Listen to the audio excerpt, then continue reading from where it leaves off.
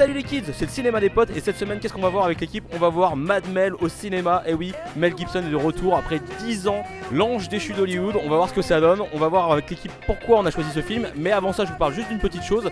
Comme vous avez pu le voir sur notre page Facebook, on a fait une grosse soirée Halloween il n'y a pas très longtemps. Et dans cette soirée Halloween, on a fait un gros quiz spécial film d'horreur. Et le grand prix pour le vainqueur de ce quiz lors de la soirée Halloween, c'était notamment, entre autres avec d'autres lots, mais de faire une émission avec nous. Et donc vous allez voir juste après notre invité qui a gagné cette soirée Halloween. Enfin, le quiz de cette soirée Halloween, c'est parti. While everybody else is taking life, I'm gonna be saving it. And that's gonna be my way to serve. C'est moi Kapolski, c'est moi qui ai gagné le concours. Alors pourquoi tu ne tueras point? Ou en anglais Axe Wedge. Alors pourquoi est-ce que je veux voir ce film? Je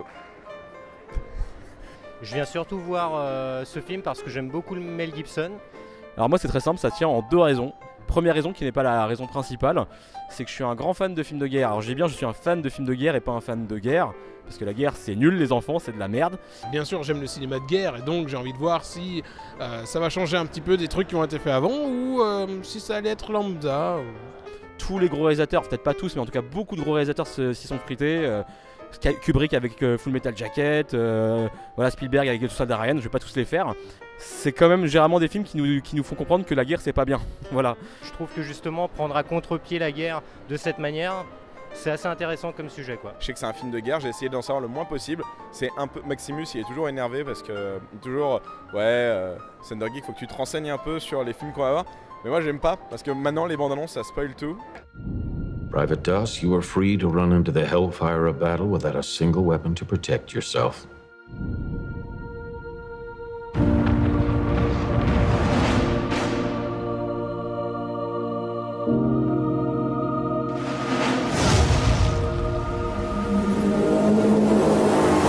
Et la deuxième raison pour laquelle j'ai envie de voir ce film, bah évidemment c'est Mel Gibson. Alors moi je suis un grand fan de Mel Gibson, l'acteur déjà. De base on est tous fans de Mel Gibson l'acteur, mais bon là c'est pas le sujet. Eh bien parce que de la part du grand Mad Mel, Hey, you wanna see crazy? grand réalisateur de L'Homme sans visage et de La Passion du Christ, j'attends un film couillu.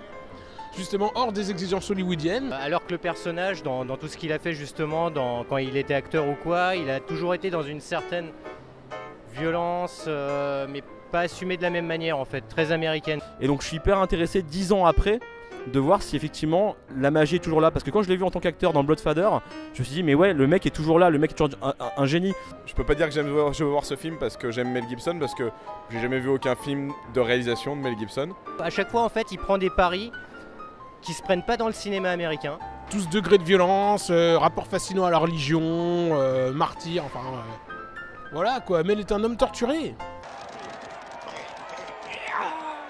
Quand il réalise, j'ai vraiment l'impression que c'est un bon bonhomme en fait, que des fois médiatiquement il a un peu de mal, mais à chaque fois qu'il passe derrière une caméra, il sait parler et il parle au cœur quoi. Oh, donc on va voir si le blacklisté arrivera à se redonner des ailes, comme qui dirait. J'espère juste qu'on va pas voir la même chose que dans d'autres films de guerre qu'on a déjà vu. J'espère que ça va être quelque chose d'original. Et voilà ce que j'attends. On va voir ça en salle. There's something you gotta see. Who did this? That's the coward. We have to go back up tomorrow. And they're not gonna go up there without you. You better come home to me. Please, Lord, help me get one more. Et ben voilà, on ressort de Tu ne tueras point de Mel Gibson et que dire à part waouh. Franchement je suis hyper rassuré parce que j'avoue j'avais un peu peur. Eh ben... Wouhou! Eh bien c'était quelque chose ce film, hein. Tout n'est pas parfait, mais je trouve que c'est pas quelque chose de très dérangeant. On suit très bien le film. Bah le scénario c'était pas mal du tout. D'une manière générale au début j'ai eu super peur. J'explique. C'est que le premier quart ou premier tiers du film, il est hyper naïf, un peu comme le personnage. On se croirait dans une espèce de sous-Forrest Gump. Tout le film est comme ça. Mel il a perdu le mojo, si ça dure vraiment comme ça va partir en couille quoi. C'est un film de guerre en fait, plutôt lambda dans son premier tiers et qui décolle vraiment à partir du deuxième. Et alors là, là ça y va. Et après, la guerre. Hein, je veux dire, vous avez des scènes d'action absolument viscérales, terribles, dégueulasses. Je dirais pas que c'est digne de Sauver le soldat Ryan, mais ça s'approche un poil quand même. le côté bené naïf du début, c'est pas de maladresse, c'est un choix de réalisation. Et là je dis, ah, putain c'est super brillant en fait. Malgré le thème militariste, c'est quand même un truc profondément humaniste et pacifique qui se dresse là. Enfin, on va dire que je le mets en rapport, Mel Gibson avec Inarritu, parce que ces personnages, ils ont tout le temps un rapport un peu de douleur pour accéder à quelque chose en fait.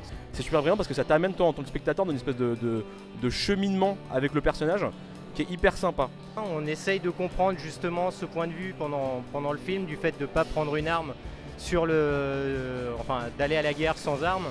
Bon, après je pinaillerai effectivement sur le fait que le rapport à la religion avec tout ça effectivement est très appuyé. C'est très religieux dans les thèmes abordés, comme souvent avec Mel.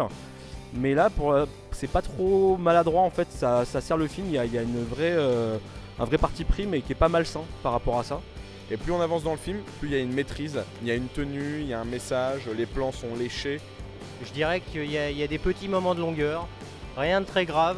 Quelques VFX un peu dégueulasses, digne John Rambo quoi, mais après sinon ça va. Mel, tu m'avais habitué à un travail un peu plus soigné. Ouais, alors peut-être que la mise en scène n'est pas aussi rigoureuse que ça pouvait l'être par exemple sur La Passion du Christ. Je pense qu'il y a effectivement le fait qu'il n'ait pas réalisé pendant 10 ans, ça rouille un peu. Mais je pense qu'il y a le fait qu'il est plus vraiment dans les petits papiers d'Hollywood depuis longtemps, donc c'est pas une production made in Hollywood, donc le budget était un peu moindre et je pense qu'il a dû faire ce qu'on appelle vraiment des choix de mise en scène et des choix de réalisateur. Ça veut dire que où est-ce que je mets l'argent, est-ce que je le mets dans les effets spéciaux ou est-ce que je le mets plutôt dans le décor ou voilà. Et c'est des choix comme ça et ça se ressent. Question scène d'action, le mec est capable de torcher des trucs plus hardcore que ce que pourrait faire n'importe quel réal aujourd'hui, enfin je pense. Il y a des partis pris, donc c'est plaisant, c'est hyper plaisant, on se laisse emmener et fuck les petits défauts, c'est pas grave, c'est bien d'avoir pris des risques, voilà, c'est pas un truc nickel formaté, nickel bien cadré, c'est bien. Alors les acteurs, globalement, je les ai trouvés bons. Moi j'en retiens 3. Je retiens d'abord le père du héros, joué par Hugo Weaving. Je dirais petite mention spéciale pour Vince Vaughn, que j'aime bien, et qui a un rôle dramatique qui gagne en densité. Enfin, tous ceux qui ont déjà vu Psycho ou la saison 2 de True Detective savent à quel point il est bon acteur, donc ouais. Mais la palme, le winner, ça revient à l'acteur principal, Andrew Garfield, qui est un acteur que je n'aime pas normalement. Moi je vais rejoindre un peu Thunder, parce que Andrew Garfield, à la base, je trouve que c'est une tête à claque. Andrew Garfield, je le trouve bon au moment où il faut envoyer, sinon je le trouve moyen, globalement.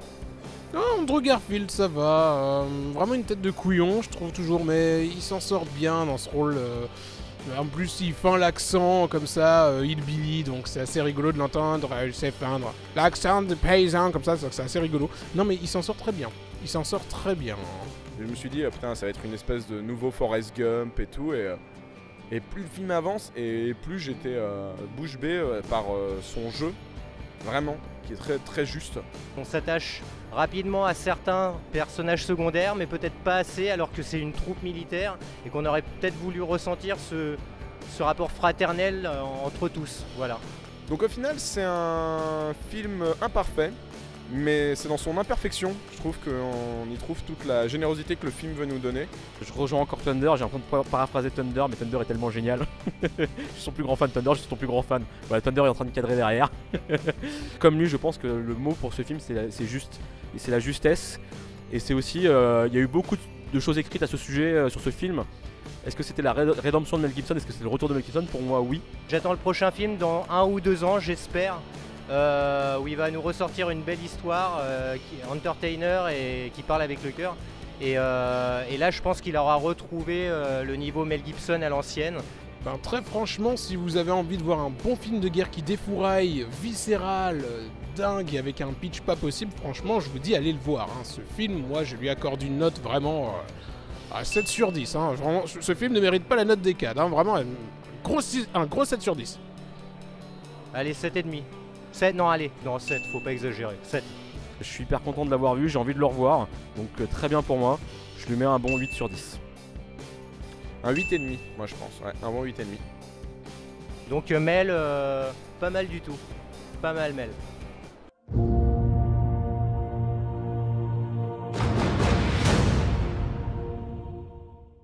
Et surtout, il faut faire l'Arme Fatale 5. Je l'avais déjà dit dans la critique, turbo critique de Bloodfather. Moi je veux un Arme Fatale 5.